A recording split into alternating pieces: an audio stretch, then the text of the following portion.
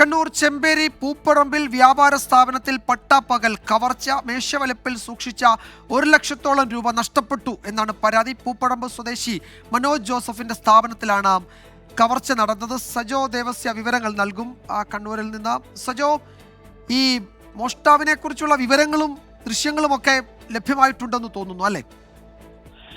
വിജയകുമാർ, കഴിഞ്ഞ ദിവസം വൈകുന്നേരമാണ് കണ്ണൂർ പൂപ്പറമ്പിലെ കൈതക്കൽ മനോജ് ജോസഫിന്റെ ഉടമസ്ഥതയിലുള്ള വ്യാപാര സ്ഥാപനത്തിൽ കവർച്ച നടന്നത്.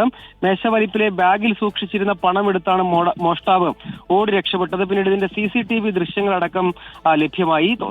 രക്ഷപ്പെടുന്നതിന്റെ ദൃശ്യങ്ങൾ തൊട്ടടുത്ത വീട്ടിലെ CCTV ദൃശ്യങ്ങളിലാണ് പതിഞ്ഞത്. നാട്ടുകാർക്ക് പരിചിതനല്ലാത്ത ഇയാൾ രാവിലെ തന്നെ പൂപ്പറമ്പ് ടൗണിൽ കറങ്ങി നടക്കുന്നത് കണ്ടതായി പോലീസിന് വിവരം ലഭിക്കുകയും പിന്നീട് പുടിയാമല പോലീസ് കേസെടുത്ത് അന്വേഷണം ആരംഭിക്കുകയും ചെയ്തു. വിദഗ്ധ പരിശോധന അടക്കം നടത്തുകയും ചെയ്തു. പക്ഷേ ഈ ദൃശ്യങ്ങൾ അല്പം കൗതുകകരവുമാണ്. പട്ടാപ്പകലാണ് ഈ മോഷണം അടക്കം നടത്തിയത്. മോഷ്ടാവ് പട്ടാപ്പകൽ തന്നെ ഈ ആളില്ലാത്ത സമയം നോക്കി ആളെ അവിടെ കടയുടമ അടക്കം അവിടെ ഉണ്ടായിരുന്ന ആളുകളെ കബളിപ്പിച്ച് ഈ പണം കൈക്കലാക്കുന്നു. പിന്നീട് ഓടി രക്ഷപ്പെടുകയായിരുന്നു. പിന്നീട് പരിശോധനയിലാണ് ഈ മോഷണ വിവരം തിരിച്ചറിയുകയും തുടർന്ന് പരിശോധന നടത്തുകയും ചെയ്തത്. തുടർന്നാണ് സമീപത്തെ CCTV ദൃശ്യങ്ങളൊക്കെ പരിശോധിക്കുകയും ആ ദൃശ്യങ്ങളിൽ ഈ മോഷ്ടാവിന്റെ ഈ ദൃശ്യങ്ങളടക്കം ഈ ഓടി രക്ഷപ്പെടുന്നതിന്റെ ദൃശ്യങ്ങളടക്കം പതിയുകയും ചെയ്തിട്ടുണ്ട്. വിശദമായ പരിശോധനയിലേക്കും അന്വേഷണത്തിലേക്കും കുടിയാമല പോലീസ് ഇതിനകം കടക്കുകയും ചെയ്തിട്ടുണ്ട്.